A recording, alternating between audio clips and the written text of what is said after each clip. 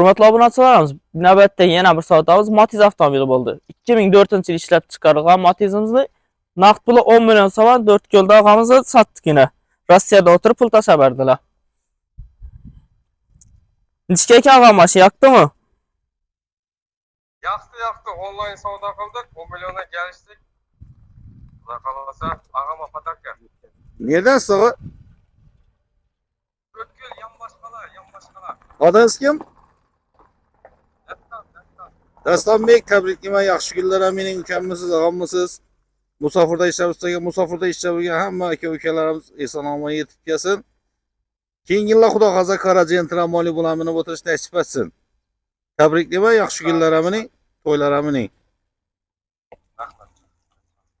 Hozir mashinangizni bir qata ko'rsatib o'tamiz, ukamiz.